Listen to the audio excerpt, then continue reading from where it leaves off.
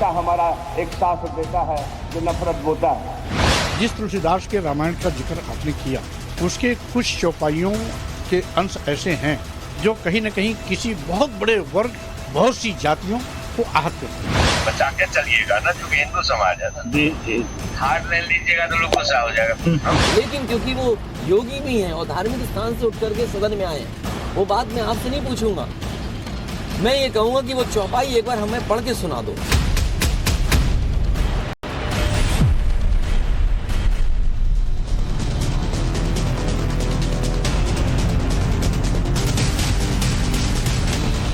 नमस्कार, times now Bharat पर देश के सबसे पसंदीदा डिबेट शो राष्ट्रवाद में आपका स्वागत है। आपके साथ मैं हूं राकेश पांडे। राष्ट्रवाद यानी देश से बढ़कर कुछ भी नहीं। क्या यूपी के सीएम योगी आदित्यनाथ ने अखिलेश यादव के लिए पर्चा लिख रखा है? मोदी योगी के विकास मॉडल के सामने विपक्ष का एकमात्र विकल्प क्या जातीय चक्रव्यूह ही बचा है? ये सवाल उठ खड़े हुए हैं। दरअसल कल मोदी सरकार ने एक और बजट में मिडिल क्लास, गरीबों, आदिवासियों के लिए बड़े ऐलान किए, तो इधर यूपी में सीएम योगी आदित्यनाथ अगले हफ्ते होने वाले ग्लोबल इन्वेस्टर समिट के लिए पूरी तरह से तैयार है। एक इंटरव्यू में योगी आदित्यनाथ ने साफ कर दिया कि इस बार 10 लाख करोड़ से ज्यादा का निवेश आएगा। लेकिन इसके ठीक उलट विपक्ष 24 चुनाव के मद्देनजर जातीय चक्रव्यूह को मजबूत करने में लगा है, इसे धार देने में लगा है और इसके लिए उसने रामचरितमानस को टूल किट बना लिया है। इसी इंटरव्यू में योगी से जब अखिलेश के चौपाइयों पर सवाल का जिक्र किया गया तो उन्होंने दो टूक कह दिया कि सही समय पर इसका भी जवाब दिया जाएगा, यानी इसका पर्चा तैयार है।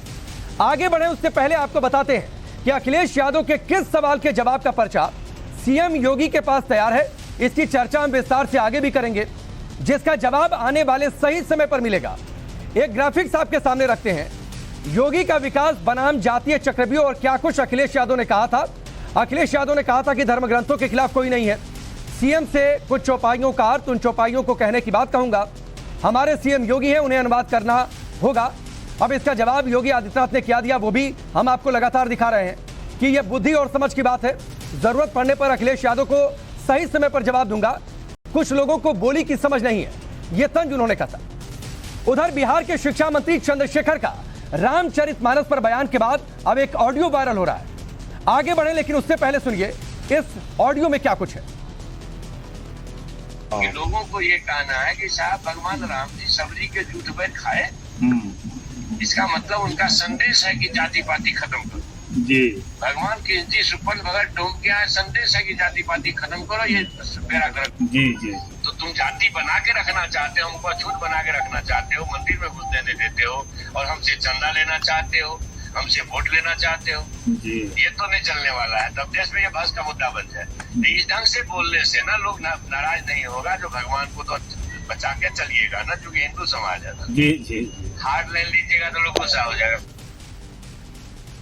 अब सोचिए, कल बजट पेश हुआ, मोदी सरकार ने बजट पेश किया।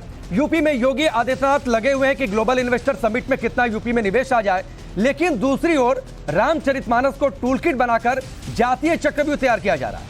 रामचरितमानस पर सवाल खड़े करने वालों में समाजवादी पार्टी के एक और नेता का नाम जुड़ गया।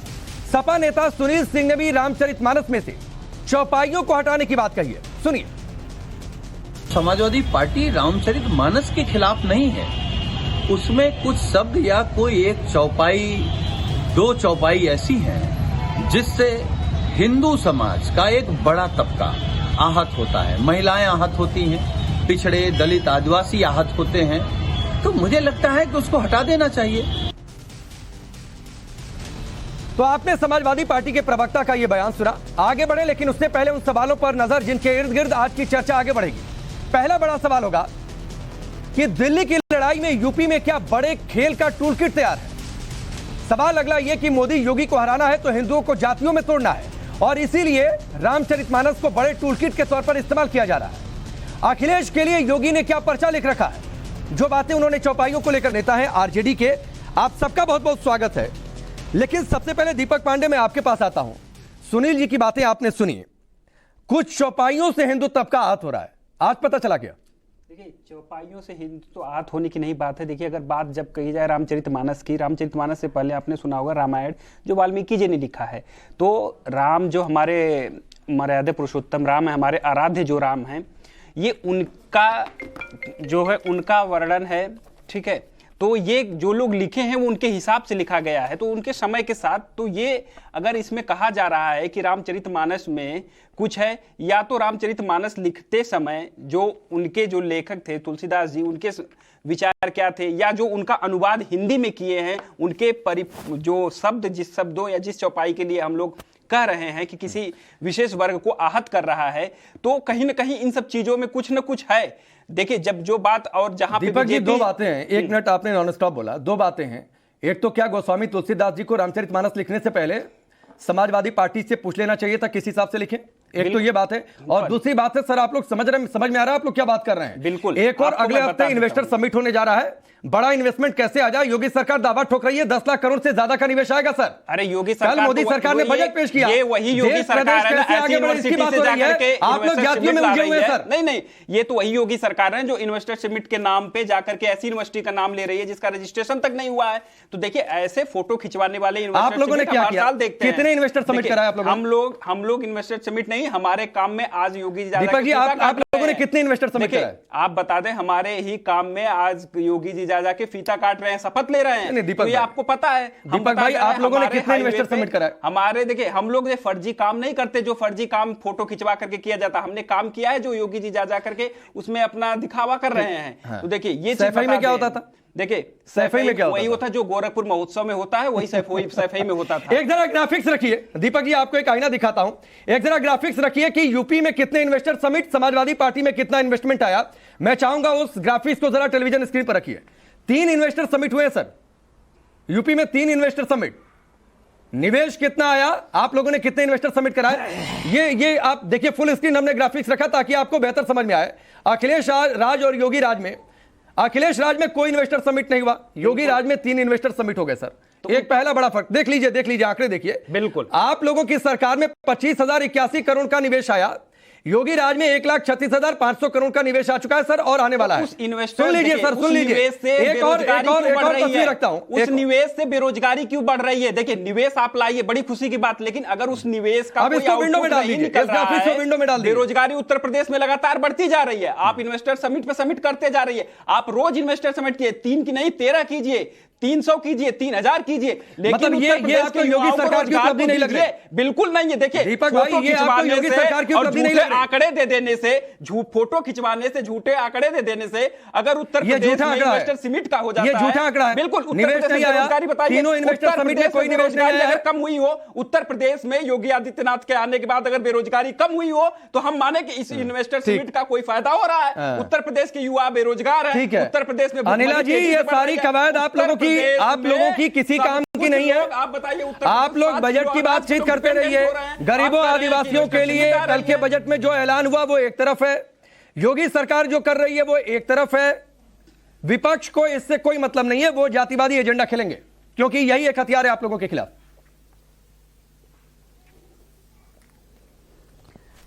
मेरी सबको राम राम। और जिस प्रकार की भाषा का प्रयोग और जो इनका आचरण है समाजवादी पार्टी यानी कि लाल टोपी की गुंडागर्दी वाली पार्टी का, तो वो पूरा उत्तर प्रदेश अच्छी तरीके से जानता और समझता है। इसीलिए 14 में इनको आईना दिखा है, इसलिए 17 में इनको आईना दिखा है, इसलिए 19 में इनको आईना दिखाया, और इसीलिए 22 में इनको आईना दिखाया। ये खोए रहते हैं और जाने कहां की उल जुलूल बात करते हैं। और हाल फिलहाल में हमने देखा है जिस प्रकार से इनके नेता जो हैं रामचरितमानस का विवरण और चित्रण कर रहे हैं, लग रहा है कि ये मन से जो हैं कहीं ना कहीं समझ चुके हैं कि अब भैया राजनीतिक जीवन तो समाप्त हो चुका है। अगर मीडिया में रहना है तो ऊल जुलूल ऊट पटांग बातें करते रहो तो मीडिया कवरेज मिल जाएगा, वरना समाजवादी पार्टी जो है बैठकर कोने में मक्खी मारेगी, इससे ज्यादा कुछ नहीं। हमारे यहाँ हिंदी में एक कहावत है, बंदर के हाथ में उस्तरा दे देना। तो यहां पर जो स्वामी प्रसाद मौर्य जी ने जिस प्रकार से पूरा चित्रण विवरण किया है रामचरितमानस जी का, हाँ, उसमें जो श्लोक है उनके बारे में अपनी एक्सपर्ट टिप्पणियां दी हुई हैं। इनसे पूछना चाहिए, आप धर्मगुरु हैं साहब, आप क्या चीज हैं? कुछ समझ में कुछ आता है कि नहीं आता है? इस भारत में क्या सारे धर्मगुरु समाप्त हो चुके हैं? साधु संत योगी समाप्त हो चुके हैं? जो कि रामचरितमानस जी, लेकिन सवाल है कि आप लोग तो बजट इन्वेस्टमेंट की चर्चा कर रही हैं, ये जातियों की बात कर रहे हैं। आप लोग अगले चुनाव में इसकी कार्ड क्या निकालेंगे? कैसे लड़ेंगे इनके जातियों के चक्रव्यूह से?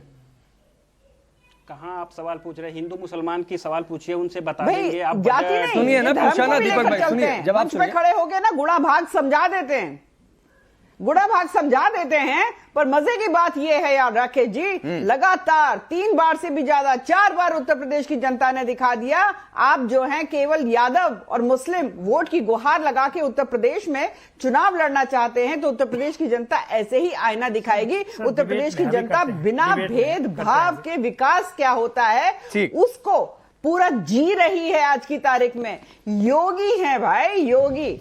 इनको अपनी परिवारवाद की राजनीति नहीं करनी है, आगे की 4 पुश्तों की राजनीति नहीं करनी है। अगर मैनपुरी की सीट खाली हुई तो अपनी पत्नी को ही लड़ाना है, इस प्रकार का स्वभाव ठीक है, मैं आगे बढ़ूंगा अनिला जी, वंशवाद पर फिर कभी चर्चा करेंगे, ये भी एक लंबी बहस है। प्रोफेसर नवल किशोर, मैं आपके पास आता हूं। चंद्रशेखर जी का जो ऑडियो वायरल है सर, आपने भी सुना होगा, बहुत सेफ गेम खेल रहे हैं आप लोग।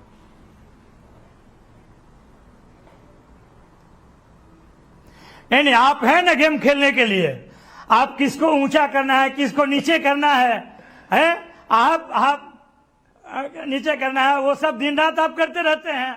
आप अजय कुमार बिष्ट जी से पूछना चाहिए था कि जिसका राजनीतिक विषाद ही हिंदू मुसलमान के आधार पे है, जिसके हिंदू मुस्लिम पे है, वो क्या बात करेगा? विकास की बात करते हैं। जो पूरा प्रदेश को बेरोजगार प्रदेश कर दिया है, जिसके शासनकाल में नदियों में 100 तैर रही थी, किस तरह का विफलता है, आप उस तरह उनसे पूछते हैं। देखिए, जिस आधार पे आप बात करना चाहते हैं, आपको बताना चाहिए उनको कि जिस रामचरितमानस की आप बात करते हैं, वो विश्वविद्यालय के पाठ्यक्रम में रेफर्ड है, और जो भी पाठ्यक्रम में होता है उस पे एक तो नवल किशोर जी, एक चीज से आपत्ति है, जिस रामचरितमानस क्या होता है? रामचरितमानस एक ही है भाई, जिस रामचरितमानस क्या होता है? एक ही रामचरितमानस है और एक करोड़ों हिंदुस्तानियों की आस्था का केंद्र है, सभी लोग पाठ करते हैं। तो जिस रामचरितमानस क्या होता है सर? अरे तुलसीदास ने जो लिखा है उसको पढ़ने के नहीं, एक ही रामचरितमानस है, तुलसीदास जी नहीं लिखा है, केवल साधु कोई और रामचरितमानस नहीं है जिसे किसी और ने लिख दिया। क्या करेंगे? केवल उसी का बात मानेंगे क्या? हम पढ़ेंगे नहीं। नहीं, आप साधु संत साहब, या चंद्रशेखर जी ने अलग से अपनी रामचरितमानस लिख दी है। इस देश में साधु संतों से ग्रंथों की व्याख्या नहीं होगी। अब इस देश के राजनेता बताएंगे कि किस चौपाई का क्या मतलब है। सरकार का प्रचार करते हो, तुम्हारा रोटी चलता है सरकार से, इसीलिए इस तरह का फैलाते हो। एक तो नवल किशोर, ये तुम तड़ाक की भाषा मेरे शो में नहीं चलेगी, पहली बात आप समझ लीजिए। किसी के लिए तो एकदम सभ्यता से शब्दों का इस्तेमाल करना सीखिए। आपकी पार्टी में यही सिखाया जाता है क्या? आपकी पार्टी में यही सिखाया जाता है क्या? क्यों नहीं बोला? आपकी पार्टी में यही सिखाया जाता है क्या कि नेशनल टेलीविजन पर जाकर डिबेट करेंगे तो तुम तड़ाक करेंगे? कौन राजनीति करता है? आपको हिम्मत है ये कहने की? नहीं, आपको हिम्मत नहीं है कि अपने राज्य के बारे में बात करें। आपको हिम्मत नहीं है। बेरोजगारी और नौकरी की क्या स्थिति है, कम से कम नवल किशोर भाई आप ना सिखाएं। हिम्मत है? आपके राज्य बिहार में क्या स्थिति है देख लीजिए, यूपी उससे बहुत बेहतर है। वो चाहे समाजवादी पार्टी की सरकार रही हो, चाहे अब यूपी में बीजेपी की सरकार हो, तो दोनों पार्टियों की सरकारों में बहुत बेहतर स्थिति रही है बिहार से। इसलिए कम से कम आप ये संदेश यूपी में मत दीजिए। ठीक है, आप क्या बात करते हैं? ठीक है। विशाल मिश्रा, ठीक है, विशाल मिश्रा, यही सिखाया जाता है आरजेडी में। सवाल का जवाब है नहीं। ऑडियो जो वायरल हुआ, क्या गेम है उस पर पूछा, तुम तड़ाक पर उतरेंगे? नहीं, देखिए राकेश जी, सबसे पहले बात तो मैं ये कहना चाहूँगा कि जिस व्यक्ति का जिसमें एक्सपर्टाइज है उसी पर अपने आप को रखना चाहिए। जहाँ तक बात शुरू हो रही है बयान से और बात आ रही है उत्तर प्रदेश के विकास को लेकर, तो मैं शुरुआत अपनी उसी बात से कहना चाहूँगा कि ये जो है ये किस प्रकार की मानसिकता को दर्शाया जा रहा है, किस प्रकार के सामाजिक समरसता को तोड़ने का एक मुझे लग रहा है कि एक ताना बाना इसको बुना जा रहा है। जो हमारा अपना पवित्र ग्रंथ है रामचरितमानस, उसमें ये बात भी लिखी है गोस्वामी तुलसीदास जी ने कि उसको समझने के लिए भी उसी प्रकार की मनोवृत्ति होनी चाहिए। जो चौपाई है वो यह शुभ चरित जान पै सोई, कृपा राम की जा पर होई, और जान ही यह चरित्र मुनि ज्ञानी, जिन रघुबीर चरण रतिमानी।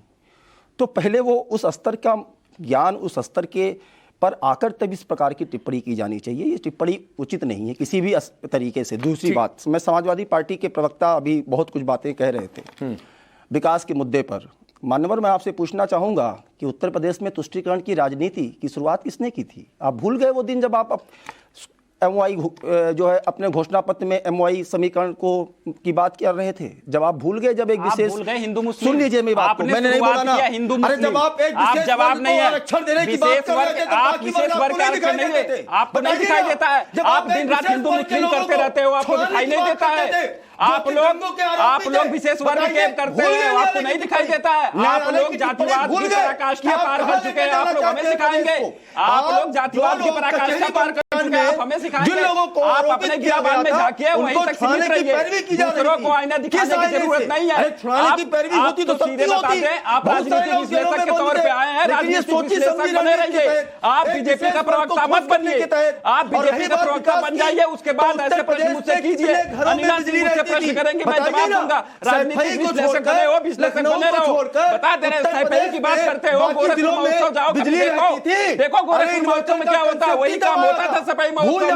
और बात आई जातिवाद की, तो जातिवाद में आपको बता दें ब्रजेश सिंह 19 ठीक है, मैं आगे बढ़ता हूँ। आप दोनों लोग शांत होइए। हो गया दीपक पांडे, विशाल जी, हो गया ठीक है विशाल जी विश्वविद्यालय शुरू हो चुका है, ठीक है दीपक पांडे, नहीं एक मिनट, विशाल जी मैं आता हूँ। विशाल जी पुस्तक परीक्षा की प्रणाली। विशाल जी आराम से शांत हो जाइए, बीजेपी प्रवक्ता बनना है तो राजनीतिक विश्लेषक से आपको ऐसा चिल्लाने नहीं बन पाएंगे। ठीक है विशाल जी, हो गया, आपकी बात हो गई। दीपक पांडे सर, जातियों पर ज्ञान मत दीजिए ना सर। आपकी भी जब सरकार थी, किन थानों में किन जातियों के लोगों की नियुक्ति हुआ करती थी, वो भी इस देश और प्रदेश ने देखा। मैं आगे बढ़ता हूँ। असीम बकार, ठीक है, रुक जाइए, एक मिनट रुक जाइए। विशाल जी शांत होइए, दीपक पांडे शांत होइए, अभी दीपक पांडे शांत होइए। असीम बकार, मैं आपके पास आता हूं। अरे रुक जाइए सर, अभी बाकी मेहमानों ने कुछ नहीं बोला, अभी 3 मेहमान है। दीपक पांडे प्लीज शांत। असीम बकार, मैं बिल्कुल जातियों की आज चर्चा नहीं करना चाह रहा था। मैं तो इन्वेस्टमेंट, अगले हफ्ते इन्वेस्टर समिट है, कल मोदी सरकार का बजट आया, लेकिन बार बार जातियों की बात बीच में, बार बार मानस को टूल किट बनाकर हिंदू वोट बैंक कैसे तोड़ दिया जाए? सिर्फ जाति की बात ही विपक्ष करेगा क्या?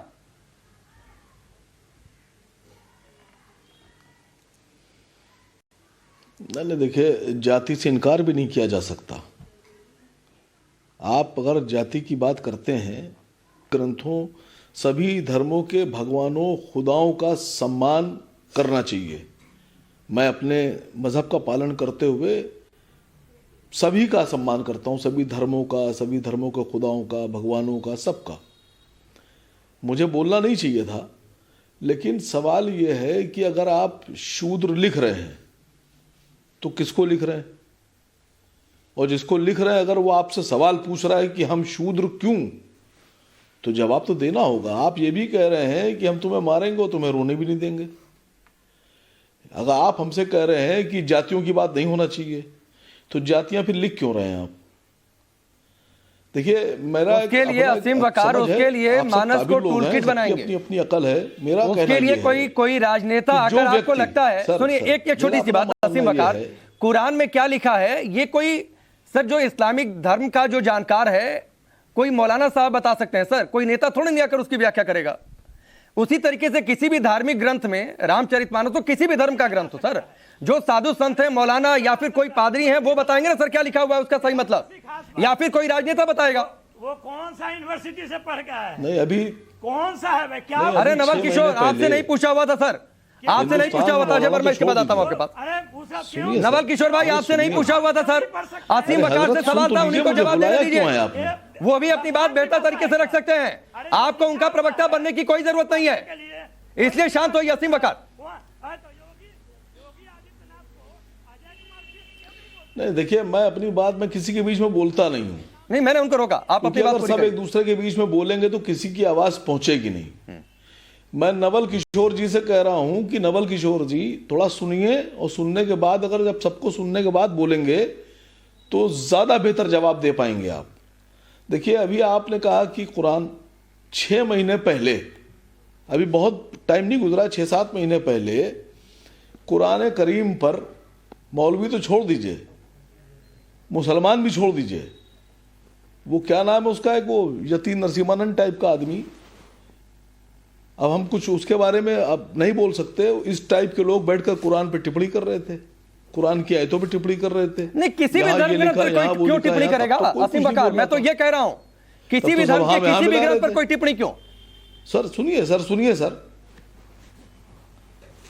देखिए मैंने फिर आपसे कहा कि मैं कोई नहीं होता हूं, लेकिन जो लोग अपनी जाति और अपने समाज के सम्मान की लड़ाई लड़ते हैं वो बहादुर लोग होते हैं, विजेता होते हैं, वो इतिहास में हजारों साल जिंदा रहते हैं और उनके समाज को चाहिए कि ऐसे व्यक्ति के साथ खड़ा हो, उनकी लड़ाई में उनका साथ दे। और उसके लिए धर्म ग्रंथ को हथियार बना लिया। लड़ाइयां बहुत तरह की होती हैं, अगर सम्मान के लिए कोई लड़ रहा है तो उसका सम्मान होना चाहिए। उसके लिए धर्म ग्रंथ को हथियार बना लिया जाए, उसकी प्रतियां जला दी जाए। अगर कोई हमारा अपमान कर रहा है, हमें हमारा अपमान कर रहा है, हमें बुरा कह रहा है, हमें गाली बक रहा है, तो हमको उसका मुकाबला करना पड़ेगा, हमें खड़ा होना पड़ेगा। सवाल कोई ना कोई तो पूछेगा। इसी भारतवर्ष में साउथ में एक देवी गुजरी है जो पूरे हिंदुस्तान में जो दलित बरादरी है, अति पिछड़ा है, उनको देवी मानता है। उन्होंने अपना वक्ष काट के दे दिया था। एक प्रथा थी साउथ में कि जो दलित महिलाएं होती थी, जिनको नीच जाति का माना, अधम जाति का माना जाता था, उनके ऊपर यह कानून लागू था कि वो अपनी छाती नहीं ढक सकती। अगर ढकेंगी तो उनको टैक्स देना पड़ेगा। और यही कानून अपर क्लास की महिलाओं पे लागू नहीं था। असीम बकार, नहीं, असीम बकार, मैं आपको रोकूंगा। आप डिबेट को कहां से कहां लेकर जा रहे हैं? इसके खिलाफ आवाज बुलंद। किसी भी धर्म में अगर जातियों के अंदर कोई भेदभाव है तो सर उसका विरोध होता है, कोई इसके पक्ष में नहीं है। 21वीं सदी में हम लोग हैं, जातिगत आधार पर भेदभाव की जगह की गुंजाइश नहीं है। अजय वर्मा, रुक जाइए सर, अभी दो लोगों ने बिल्कुल नहीं बोला है। प्लीज दीपक पांडे। अजय वर्मा, आप कुछ बोल रहे थे। नहीं, आप अभी कह रहे थे बिल्कुल नहीं है कि चरित्र किताबों के ऊपर या ग्रंथों के ऊपर साधु संत और यही बता सकते हैं, लोग ना बोलें। तो राकेश पांडे जी, मैं एक चीज़ पूछना चाहता हूँ, साधु संत बता सकते हैं तो ये भाजपा के जो संत थे आसाराम शिष्य, जिनके यहाँ संवैधानिक पद पर बैठे मुख्यमंत्री, अरे आसाराम का जो होना था हो चुका है। सुन लीजिए, बीच में नहीं बोलिए, चर्चा नहीं हो रही है, नहीं बोलता, थोड़ा सुन लीजिए। देखिए, कोर्ट ने बलात्कारी साबित कर दिया तो ये बताएंगे किताबों के बारे में, बाकी सभी संत हो गए क्या? स्वामी चिन्मय बाकी सभी संत उसी कैटेगरी में चले गए क्या? नहीं, अजय वर्मा, एकदम गलत बात नहीं। अजय वर्मा, बिल्कुल गलत बात नहीं। आसाराम का जो होना था हो चुका है। तो नहीं, तो आप क्या कहना चाहते हैं? बाकी सभी साधु संत बलात्कारी हो गए? संदेश मत भेजिए। बाकी सभी साधु संत बलात्कारी हो गए? साधु संतों को बीजेपी पूछ के अपना गुरु बनाएगी। नहीं, बाकी सभी साधु संत बलात्कारी हो गए आपकी नजर में? सरकार एक एजेंडा चला। अजय वर्मा, आप आसाराम का उदाहरण दे रहे हैं, तो बाकी सभी साधु संत आपकी नजर में बलात्कारी हो गए? नहीं, हमने कहा साधु संत सम्मान्य होते हैं, मान्य होते हैं, लेकिन क्या ऐसे संतों को आप पूछवाएंगे? अरे शर्म करनी चाहिए भाई। नहीं, देश को, बीजेपी के नेताओं को माफी मांगनी चाहिए। जो गलत है, ऐसे संतों को वो गलत है। इनका आईटी सेल और इनके प्रोपोगंडिस्ट और इनके चिंटू पिंटू। अच्छा, एक बात बताइए अजय वर्मा, एक बात बताइए। संतों का महिमा अजय वर्मा, अगर कोई साधु संत, अगर सुनिए ना सर, अगर कोई नहीं, मैं बिल्कुल आप ही के साथ हूं। आप डिबेट को डिरेल करना चाहते हैं? नहीं, आप डिबेट, मैं बिल्कुल ऐसा नहीं होने दूंगा सर। एकदम समझ रखिएगा, मेरे सवाल बहुत स्पेसिफिक होते हैं और पूरी डिबेट की लाइन स्पेसिफिक होती है। मैं किसी गेस्ट को बिल्कुल डिरेल नहीं होने दूंगा सर। शिकायत करता है, बिल्कुल डिरेल नहीं होने दूंगा। एक और नहीं, आप क्या बात कर रहे हैं अजय वर्मा? एक और बजट की बातचीत हो रही है, एक और अगले हफ्ते इन्वेस्टर समिट। मैंने सीधे बीजेपी से उस पर सवाल पूछा, आप जातियों की बात कर रहे हैं। बजट की बात सुन लीजिए, देश के बजट पे जाइए। नहीं, पहले आप, मैं अनिला जी इसके बाद सीधे आपके पास आऊंगा। नहीं, अजय वर्मा, आपने आसाराम का जिक्र किया, आप बताइए ना सर, सवाल छोड़कर मत भागिए। क्या सभी साधु संत बलात्कारी हो गए? अजय वर्मा, क्या सभी साधु संत बलात्कारी हो गए? और अगर कोई साधु संत धर्म ग्रंथों की व्याख्या नहीं करेगा तो कोई पार्टी का नेता करेगा क्या? मैंने अपनी बेटी की शादी के लिए LIC, मेरे पास करोड़ों रुपए, अरबों रुपए अडानी की तरह, अंबानी की तरह नहीं है। मेरी उस LIC की गारंटी आप देंगे मुझे? अजय वर्मा जी, सुनिए ना सर, बीजेपी मैं बहुत श्योर हूं। सुनिए अजय वर्मा, एक चीज सुनिए सर, हम LIC पर भी डिबेट कर लेंगे। मैं बहुत श्योर हूं, सुन लीजिए ना अजय वर्मा, हर डिबेट का एक टॉपिक होता है। मुझे लगता है गेस्ट टीम आपको बताती होगी कि किस टॉपिक पर हम डिबेट करने जा रहे हैं। उसी टॉपिक पर रहिए सर, लोगों से चलता है, समय आएगा हम उस पर भी डिबेट कर लेंगे। हम बिल्कुल किसी मुद्दे से भागने वाले नहीं है। जो सवाल पूछा उसका जवाब दीजिए। जवाब तो दे रहा हूं मैं आपको, मेरा जवाब दीजिए। आप कह रहे थे नहीं, आप सवाल पूछने के लिए नहीं आए अजय वर्मा। ऐसे संत व्याख्या करेंगे क्या आसाराम व्याख्या करेंगे? तो क्या सभी साधु संत बलात्कारी आपकी नजर में करेंगे? क्या सभी साधु संत बलात्कारी आपकी नजर में? हमने कहा सारे साधु संत माननीय सम्मानीय होते हैं, लेकिन ये और साधु संतों को धर्म ग्रंथों का ज्ञान नहीं है तो उनसे ज्यादा आपको या मुझे होगा क्या? उससे ज्यादा आपको या मुझे होगा क्या? अनिला जी आपका छोटा सा जवाब, फिर सौरभ मालवीय ने अभी तक कुछ नहीं बोला है। मेरा फाइनल सुन लीजिए 10 सेकंड। ठीक है 10 सेकंड अनिला जी। मैं ये कहना चाहता हूँ कि इस देश को जातिवाद की राजनीति में मत भटकाइए, विकास की दौड़ में विकास को लगाइए और प्रोपोगंडिस्ट जो हैं इस देश को मत भटकाइए। व्यापार दीजिए, नौकरी दीजिए, रोजगार दीजिए और इन देश को वर्तमान परिस्थितियों से मध्यम वर्ग और छोटे वर्ग के लोगों को आगे कैसे बढ़ाया जा सकता है। हो गया सर आपकी बात, मैंने अनिला जी को आपके जवाब के लिए टॉस कर दिया है, उसके बाद सौरभ का करूंगा। ये कांग्रेस है, समाजवादी पार्टी है, आरजेडी है, जेडीयू है, इनका चरित्र हो गया है, चरित्र हो गया कि हिंदू धर्म और सनातन पंथ को, सनातन धर्म को, सनातन पंथ को किस प्रकार से हम अपमान करें, आपत्तिजनक टिप्पणी करें। देश की 60 करोड़ महिलाएं आसाराम से कह रही हैं माफी मांगो, जेल जा रहे हो, चिन्मयानंद से कह रही हैं। और मुझे नहीं समझ में आता हिंदुस्तान की वो महिलाएं, मुझे ये तो पता चला आप उनके आसाराम के साथ हैं, उनके मैं फिर से आपको आखिरी बार कह रहा हूँ, आसाराम और चिन्मयानंद पर डिबेट नहीं है। बिल्कुल कह रहा हूँ, आसाराम किसी पार्टी के सदस्य नहीं। आसाराम और चिन्मयानंद पर बात नहीं करेंगे, ये मैं आखिरी बार कह रहा हूँ। चेहरा भाजपा के नेताओं का, इनके चिंटू पिंटू प्रवक्ताओं का, इनके ज्ञानवान प्रवक्ताओं का, इनके आईटी सेल का जो प्रोपोगंडिस्ट है, इनका वो झूठ का सेल जो सीडीओ में उल्टे सीधे आइटम फिट करता है, सीडीओ को घुमाता है, फिर आता है, फिर माफी मांगता है। ना किसी को कुरान के ऊपर टिप्पणी करनी चाहिए और ना ही सनातन की जो धार्मिक पुस्तकें हैं उनके ऊपर भी करनी चाहिए। इसके लिए एक्सपर्ट लोग हैं, पर समाजवादी पार्टी के नेता जो हैं लेकर बखान करने लग जाएंगे। आरजेडी के जो मिनिस्टर है, कैबिनेट मिनिस्टर है, शिक्षा मंत्री है, अगर सनातन की बात की जाए और सनातन को सबसे ज्यादा किसी ने नुकसान पहुंचाया है, सरकार समझती नहीं है बिहार में, लोगों ने पहुंचाया है। कांड हो जाता है, आप लोग सनातन को गर्त में ले जाने का काम कर रही हैं। हमारे जो धर्म गुरु हैं उनको आप लोग अपने फायदे के लिए इस्तेमाल कर लेते हैं। आपने बताइए, आपने आसाराम को भी इस्तेमाल किया, आपने राम रहीम को इस्तेमाल किया, आपने आजकल चिन्मयानंद को भी इस्तेमाल किया। बताइए, हमारे धर्म को बदनाम करने के लिए आप लोग हरजी बाबाओं का इस्तेमाल करके हमारे धर्म जो बात मैंने अजय वर्मा से कही वो आपके लिए भी कह रहा हूँ। मैं यहाँ पर आसाराम चिन्मयानंद राम रहीम पर डिबेट नहीं कर रहा हूँ। नहीं बिल्कुल, मैं बिल्कुल नहीं कर रहा हूँ, बिल्कुल नहीं कर रहा हूँ। बात कर रही है उस पर काफी बातचीत पहले हो चुकी है। बदनाम करने के लिए इन्होंने अपना एजेंट बनाया, आसाराम को इन्होंने अपना एजेंट बनाया, चिन्मयानंद को इन्होंने अपना एजेंट बनाया। और ये कह रही है कि आपकी पार्टी के कौन एजेंट है, आप जवाब नहीं दे पाएंगे। आपकी पार्टी के कौन लोग एजेंट है, आप जवाब नहीं दे पाएंगे। सौरभ मालवीय ने अभी तक कुछ नहीं बोला है। सौरभ मालवीय, क्या विपक्ष की यही रणनीति है कि मोदी योगी को हराना है तो हिंदुओं को तोड़ दो, जातियों में तोड़ दो, तभी 2024 में कुछ हो सकता है? राकेश जी, कुछ गंभीर सवाल है और मैं तब से सुन रहा था, लेकिन मुझे लगता है कि थोड़ा 2 मिनट इसमें समय दीजिएगा और मैं विषय रखूं। 2014 के बाद देश की राजनीति में एक बड़ा परिवर्तन आया और वह परिवर्तन परिवारवाद, जातिवाद, वंशवाद, इससे हट के वह नया जातिवाद और वंशवाद और परिवारवाद को धता देते हुए जनता ने तय किया, वह है विकासवाद। तो विकासवाद की इस तराजू पर जिनको मैंडेट मिल रहा है उनको ये नेता नहीं दिला रहे हैं, जनता दे रही है। एक बात। दूसरी बात, यही उत्तर प्रदेश है जहां पे राम के होने का प्रमाण मांगा जा रहा है। और ये कौन कह रहा है? लोकतांत्रिक व्यवस्था में 2 चीज बड़ी महत्वपूर्ण है, पहला लोकतंत्र और दूसरा जुडिशरी, न्यायालय।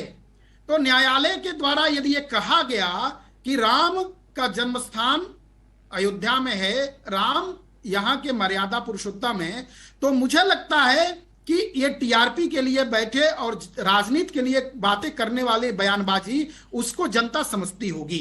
एक बात। दूसरी बात, जो सरकार है वह सरकार यदि जनता के बीच में जाती है, इन्वेस्टर से लाती है, विकास की बात करती है, बेटी बचाओ बेटी पढ़ाओ की बात करती है, या जो भी अपने मैंडेट देती है, जिस आधार पर भी लेती है, तो वह कहां जाता है?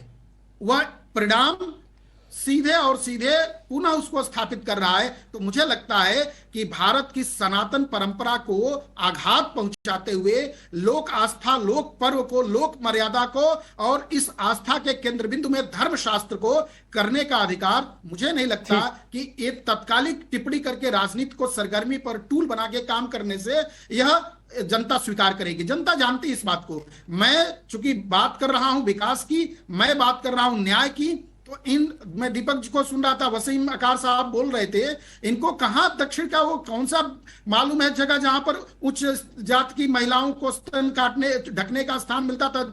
इस तरह के टूल मत बनाइए। आप लोग को देश के रहनुमा हैं, आप देश के बड़े लोग हैं, आपको समाज देखता है, राजनीति करते हैं, लेकिन क्या बोलते हैं कम से कम बोलने का आधार तो रखिए। ठीक है, भारत एक ऐसा देश है लोकतांत्रिक जहां बोलने की आजादी है। इसका अर्थ यह नहीं कि समाज को तोड़ने की दिशा में राजनीति को ले जाया जाए, बल्कि समाज के किसका घर बनेगा और किसका घर नहीं बनेगा ये क्या सरकार के एजेंडे से तय होता है, या सरकार कहती है सबका काम करना है, सबके लिए करना है, कानून सबके लिए। ठीक है सौरभ जी, आपने अपनी बातें रखी, बिहार में, उत्तर आगे आपने अपनी बातें रखी, डिबेट ओपन है, एक दूसरे को क्रॉस करेंगे, लेकिन सुनते हुए दीपक पांडे एक और ग्राफिक्स में आपको दिखा देता हूं, जरा योगी की अर्थक्रांति वाला भी ग्राफिक्स रख दीजिएगा।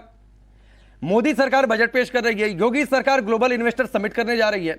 अभी तक कितना खाका आया, देश की जीडीपी में यूपी का क्या योगदान, वो आप देखते रहिएगा सर टेलीविजन स्क्रीन पर।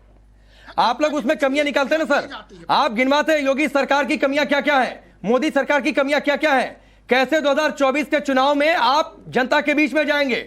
लेकिन आप सर बात मानस की कर रहे हैं, आपके नेता कह रहे हैं मानस की फला चौपाई गलत है, जैसे वो साधु संत हो गए, जैसे तुलसीदास जी को उनसे आकर पूछना चाहिए था कि ये चौपाई ठीक है कि नहीं। साहब बता दीजिए, मैं लिखूं कि नहीं रामचरितमानस में? आप बताइए सबसे पहले, आप रामचरितमानस वाला आपका जवाब दे दूं या विकास वाला? दोनों इंटरलिंक है सर, नहीं बताइए। दोनों इंटरलिंक है सर। एक पार्टी अगर इन्वेस्टमेंट डेवलपमेंट की बात करती है तो उसको उसी से काटिए ना सर, तर्कों से। नहीं बिल्कुल, मानस को क्यों बीच में ला रहे हैं? मानस को हम बिल्कुल बीच में नहीं ला रहे हैं। आपको पहले आ जाइए, आपकी बात कर लेते विकास के। उत्तर प्रदेश में, उत्तर प्रदेश के जो आंकड़े हैं बेरोजगारी के, आप पत्रकार हैं, आपको भी पता होगा, जनता तो जानती ही है, ठीक है। तो आपने देखा होगा उत्तर प्रदेश में जब से योगी आदित्यनाथ आए बेरोजगारी किस प्रकार से बढ़ी है। योगी आदित्यनाथ कहते हैं कि हम इतना व्यापार लाए, हम ये किए, हम वो किए, सब कुछ किए, ठीक है। लेकिन उसके बाद भी आपने देखा होगा उत्तर प्रदेश में सबसे ज़्यादा 5 किलो अनाज पे जीवित रहने के लिए लोग आश्रित हैं। ये उत्तर प्रदेश की स्थिति है। उसके बाद आपके आते हैं रामचरितमानस वाली चीज़ पे, और लॉ एंड ऑर्डर की तो बात ही मैं नहीं करता हूँ, क्योंकि आपका ही पत्रकार भाई, आपका पत्रकार भाई 2 साल बाद जेल में आया है। आप लोगों को सत्ता से बाहर कर दिया सर। नहीं नहीं नहीं, वो तो ये आपके प्रोपेगेंडा ने बाहर किया है, ठीक है। हमारा कोई प्रोपेगेंडा नहीं होता है, चैनलों का प्रोपेगेंडा होता है, वो हमें बाहर किया है। उसी मुद्दे ने आप लोगों को सत्ता से बाहर कर दिया सर। तो वो तो बात बिल्कुल मत करिएगा, आपने बिल्कुल सही चुना कि नहीं करूंगा। होगा हाथरस में किस प्रकार से आप लोगों को नहीं जाने दिया। हमें तो बात ही छोड़िए, हम तो विपक्ष है जी। हमें तो इस सरकार में, समाजवादी पार्टी की सरकार में क्या सभी को नौकरी मिल गई थी? बिल्कुल। क्या कहीं कोई घटना नहीं होती थी क्राइम की? देखिए आज से पूरी तरीके से राम राज्य था। नहीं पांडे जी, थोड़ा सब्र कीजिए। आपको बता दें, आज से कम बेरोजगारी उस दौर में थी। आप भी जानते हैं, आंकड़ा आपके पास भी है, हमारे पास भी है, ठीक है। तो बेरोजगारी उस समय हमसे कम थी, और आज के समय में बेरोजगारी ज्यादा है, जिसकी आप ढोल बजा रहे हैं, ठीक है। और रही बात, अब सुनिए, आपकी सरकार का अंतिम कार्यकाल का बीजेपी प्रवक्ता थोड़ी देर रुकिए, मैं अब जवाब दे लीजिए। ये बात उनके दे दीजिए, बताइए, जवाब देता हूँ। ये बेच रहे हैं, ये नाम बदल दिए, 217 नए थाने बने, 86 लाख किसानों का 30,000 करोड़ का ऋण पहली कैबिनेट मीटिंग में माफ हुआ। बताइए ना पब्लिक को आप। दीपक पांडे बहुत स्पेसिफिक सवाल है, सुन लीजिए। तथ्यों पे बात कर रहा हूं। आपने कहा कि बेरोजगारी दर योगी सरकार में ज्यादा थी, तो जरा एक कंपैरिजन बताइए सर, कितनी कितनी थी? डेटा दीजिए, मेरे पास कोई डेटा नहीं है। डेटा नहीं, देखिए डेटा नहीं है, डेटा दीजिए, बताइए। राकेश जी को देखिए, राकेश जी मेरे पास कोई डेटा नहीं है, डेटा दीजिए सर। मुझे आपके सरकार के कार्यकाल के अंतिम वर्ष उत्तर प्रदेश में बेरोजगारी की दर कितने % थी? और एनसीआरबी जो क्राइम का डाटा का रिपोर्ट है नेशनल स्तर पर, बताइए क्या % था? बताइए क्राइम क्या रेट? आज के समय में क्राइम जो है उत्तर प्रदेश में महिलाओं को लेकर के कितना ज्यादा सबसे नहीं मालूम है। एनसीआरबी का डाटा बता रहे हैं, सुनिए, कार्यकाल में एनसीआरबी बता रहे हैं बेरोजगारी का दर। पहले सुनोगे, बताइए, या चिल्लाओगे? ये पहले एक डिसाइड कर लो। नहीं बताइए, सुनना है या चिल्लाना है या ताली बजाना है? जो करना है वो करो पहले। या तो लेकिन सुन लो, बेरोजगारी का या दर तो चिल्ला लो, या तो ताली बजा लो। बेरोजगारी का दर बता दो, बता लो, बेरोजगारी का दर बता दो। मैं एनसीआरबी का आंकड़े के बता रहा हूं, जब से हमारी सरकार गई है उसके बाद से जो आज का बेरोजगारी दर है, आज के उत्तर प्रदेश में बेरोजगारी दर बढ़ता चला जा रहा है। डेटा नहीं है, छोड़ दीजिए विशाल जी, मत मेल करिए सर, डेटा नहीं है, मैं समझ में आ गया। मैं बता रहा हूं डेटा है, मैं 4.4 बेरोजगार के ऊपर ना दिमाग पे कंट्रोल है ना जबान पे कंट्रोल है, बिल्कुल जिसको बोलते हैं ना कि बस खुला छोड़ दो, कुछ भी बोलेंगे, कुछ भी कहेंगे, कुछ भी करेंगे। और इनकी वकालत करने के लिए अखिलेश यादव जी उतर आते हैं। वैसे अखिलेश यादव जी आजकल केवल और केवल अपने परिवार की वकालत करते हैं, बाकी नहीं। चुनाव भी केवल अपने परिवार को लड़वाते हैं। आजम खान के चुनाव में वो नजर भी नहीं आए थे। तो यहाँ पर जिस प्रकार की भाषा का प्रयोग यहाँ समाजवादी पार्टी के प्रवक्ता बंधु कर रहे हैं, मुझे बिल्कुल भी अच्छा नहीं आप अपने प्रश्न का जवाब दीजिए। अनएम्प्लॉयमेंट रेट पूछा गया था, उत्तर नहीं दे पा रहे हैं। अनएम्प्लॉयमेंट रेट जो है ड्रास्टिकली कम हुआ है। कितना उधार छोड़कर गए थे वो भी सब समाप्त हो गया है। उत्तर प्रदेश बीच में बोल रहे हैं नया शौक चढ़ा है क्या टीवी पे बोलने का? बताइए आप लोग उसमें, नया आप हमें ज्ञान मत सिखाइए, आपसे ज्यादा ज्ञान, ज्यादा शिष्टाचार, सभ्यता हमें सब कुछ है, बता दे रहे हैं। ठीक है, हमें ज्ञान देने की जरूरत नहीं है, आप अपना बताइए। सत्ता में है, सवाल का जवाब देना सीखिए, हमसे सवाल मत कीजिए। हम सत्ता में रहते हैं, हम जवाब देते हैं। आपसे सवाल किया गया, आप घूम फिर करके फिर वहीं पे आ जाती है जहां से आप शुरू करती है। दीपक पांडे सुनिए ना सर, नहीं ठीक है अनिला जी आपकी बात, फिर मैं नवल किशोर और अजय वर्मा आपके पास आऊंगा। समझा के बैठवाते कि कोई बोलता हर चीज में बीच में उछलकर आने की आवश्यकता नहीं होती है। ठीक है, तो यहां तो आप देख लीजिए, अगर इनको अखिलेश यादव जी को लगा कि डिंपल जी के विषय में कुछ गलत कहा गया है, तो वहां पर वो पुलिस हेडक्वार्टर्स पहुंच जाते हैं लड़ने के लिए। बाकी कोई कार्यकर्ता के विषय में कुछ भी होगा, वो क्या बोलते हैं फ्रिंज एलिमेंट रख रखे हैं, जिसे आप लोग कहते थे कि ये फ्रिंज एलिमेंट है। आज आप प्रवक्ता बनी है, आप ठीक है, मैं आगे बढ़ता हूं। नवल किशोर, तो नवल किशोर एलिमेंटों के लिए हमें जाना पड़ता है पुलिस मुख्यालय में। ठीक है अनिला जी, मैं दोबारा आपके पास आता हूं। दीपक पांडे आपके पास दोबारा आता हूं। एलिमेंट बन जाए हमें। नवल किशोर जी, आप लोग तो बिहार में सत्ता में है ना सर, आइडेंटिफाई करने के तो लिए 10 लाख नौकरियां जो तेजस्वी यादव का वादा था, वो वादा कैसे पूरा होगा, इस पर फोकस करते सर। मानस पर ज्ञान किसने मांग लिया था?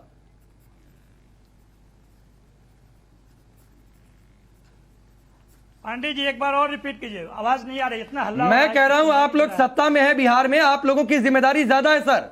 चुनाव में आपसे सवाल पूछे जाएंगे, तो मैं कह रहा हूं कि जो 10 लाख नौकरियों का वायदा था उसको पूरा करने में पूरा जोर लगाते। मानस पर ज्ञान किसने मांग लिया? देखिए, नौकरी का जो हमने वादा किया था वो नौकरी देना हमने शुरू कर दिया है, नियुक्ति पत्र देना शुरू कर दिया है। और यही परेशानी है, भाजपा जब बिहार में शासन में थी तो 2020 में उसने कहा था चुनाव के समय कि 19 लाख रोजगार देंगे, 19 रोजगार भी नहीं दे पाई। और रिपोर्ट की बात कर रहे हैं ना, नीति आयोग ने, जो कि केंद्रीय संस्थान है, उसने 2-2 बार जब भाजपा सरकार में थी कहती थी डबल इंजन की सरकार है, सबसे निचले स्तर पे था बिहार। आप क्या बात कर रहे हैं? विकास के नाम पे तो विनाश का निर्माण करती है भाजपा। एक भी निवेश 2005 से लेकर भाजपा 17 साल शासन में रही। आप अरे उसके पहले कितना आ गया था? जो जिस तरह नवल किशोर, उसके पहले कितना आ गया था? 15 साल आप लोगों की भी सरकार थी, कितना इन्वेस्टमेंट आ गया था बिहार में? अच्छे तरीके से काम कर रही है। उसके पहले कितना इन्वेस्टमेंट आ गया था बिहार में? चिंता है। 15 साल आप लोगों की भी सरकार थी ना?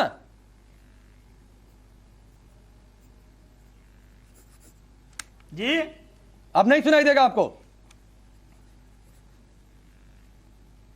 नहीं सुना, बोलिए तब न सुनाई देगा। मैं कह रहा हूं उसके पहले कितना इन्वेस्टमेंट आ गया था? 15 साल आप लोगों की भी सरकार थी ना? अरे अब इतिहास में भी जियोगे आप। 2005 के बाद आप कह के बराबर आते रहो। उस समय सामाजिक विकास हुआ।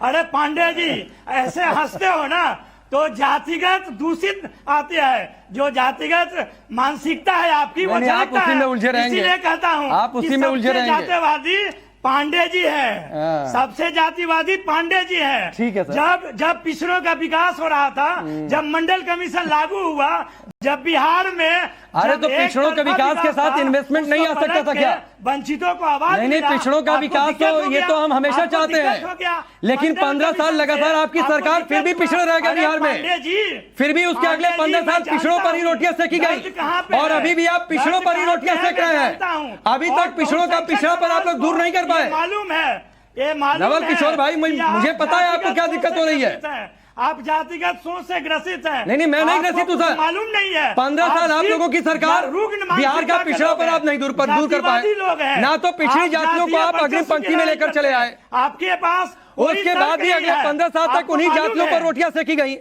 आज फिर अगला चुनाव सामने आ रहा है तो फिर आप जातियों की बातचीत कर रहे हैं नौकरी सर। करते तो हैं जातिवादी सरकार कौन की। है? ये बिहार की जनता और देश की जनता समझ रही है। इतना ज्ञान मत दीजिए। आपकी न कोई जानकारी है, ठीक है। न ज्ञान है, कुछ नहीं है। ठीक है। मंडल कमीशन से आपको परेशानी है। नहीं, हमको और नहीं आप परेशानी खुद है सर। कहते हैं आपको कि परेशानी हिंदू क्या है धर्म के वो आधार सब पे समझ में आ रहा है बात नवल किशोर। क्या एक धर्म का वर्चस्व है? संविधान विरोधी लोग, संविधान की प्रतियां जलाने वाले, संघ के संविधान की प्रतियां जलाने वाले लोग ऐसी बात करते हैं। और कौन यहाँ पर जला दिया संविधान की प्रति?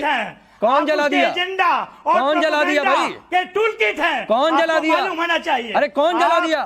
आप उसके टूल किट है। हाँ। अरे वही अनिला जी जवाब।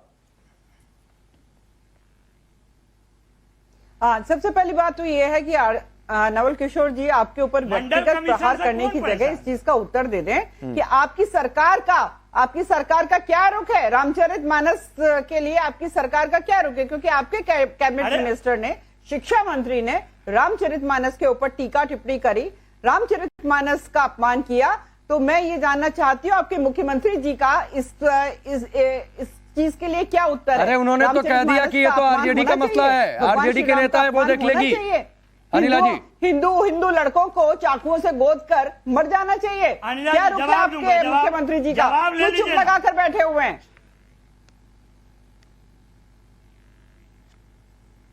देखिए अनिला जी, जिस बात को उन्होंने उठाया, क्या वो वाक्य गलत है, वो सेंटेंस गलत है, वो चौपाई गलत है? चौपाई गलत नहीं है, जो व्याख्या आप बता रहे हैं वो व्याख्या गलत है नवल किशोर भाई। जो लोग जो व्याख्या बता रहे हैं वो व्याख्या गलत है। उनके पास नहीं है। अरे चौपाई गलत नहीं है। चौपाई गलत नहीं है। अरे पांडे जी, आप तो तारण का मतलब शिक्षण कहते हैं। आप तो तारण का मतलब नहीं, वो मैं भी नहीं कहता हूँ। मैं क्लियर कर दूं। क्या किया जाए? आपसे कौन हकी में खतरे जान। आप तो अपना मतलब बताने के लिए यही इसी प्रकार की सरकार चल रही है बिहार में। इसी प्रकार की सरकार चल रही है जो एक्सपर्ट टिप्पणियां समाजवादी पार्टी की तरफ से आती हैं और आरजेडी ठीक है, सुनिए मैं आगे बढ़ता हूँ। नवल किशोर भाई सुनिए ना, नवल किशोर सुनिए। ठीक है अनिला जी एक मिनट। नवल किशोर भाई सुनिए। चौपाइयां गलत नहीं, उनकी जो व्याख्या आप बता रहे हैं वो गलत है, और व्याख्या क्या है वो मैं भी नहीं बता रहा हूँ। मैं भी धर्म ग्रंथों की सही व्याख्या नहीं कर पाऊंगा। जो साधु संतों ने बताई व्याख्या वो मैं बता रहा हूँ कि तारण का मतलब क्या है। खैर अजय वर्मा आप बोल रहे हैं, आपकी बारी। देखिए राकेश, ठीक है आप दोनों लोग शांत होइए। तारण का मतलब शिक्षण मुद्दा था योगी का। मैं नहीं कहता हूँ, साधु संत कहते हैं। छापा है गीता, वो कहते हैं जिनको रामायण कंठस्थ है, जिनको रामचरितमानस की एक चौपाइयां याद है। साधु संत को ही समझ है। ठीक है, बिल्कुल साधु संत को ही समझ है। एक मिनट, उसका मतलब एक तो नवल किशोर भाई सुनिए, मैं अपने मंच से किसी भी साधु संत के खिलाफ अपमानजनक टिप्पणी बर्दाश्त नहीं करूंगा। ये आपने कैसे कह दिया कि साधु संत को ही समझ है? क्या साधु संत को समझ नहीं होगी तो नवल किशोर को समझ होगी, मुझे समझ होगी, या फिर आपके शिक्षा मंत्री को समझ होगी? आप ये बताइए। चलिए राकेश जी, नवल किशोर भाई बिल्कुल कोई गलत टिप्पणी नहीं। राकेश जी, ये मोदी योगी का विकास वर्सेस जाति है, ये आपकी इस पर हेडलाइन आ रही है। भैया सुन लो जरा सा, मोदी योगी का विकास वर्सेस जाति। हेडलाइन नहीं है, हेडलाइन नहीं है। ये जो चल रहा है ना कि विकासवादी एजेंडे के बनाम क्या विपक्ष का जातिवादी कार्ड है, यही तो टाइटल है ना। टाइटल तो है, सवाल है, टाइटल है, सवाल है ना। सवाल है। अब इसी सवाल पे मैं आ रहा हूं।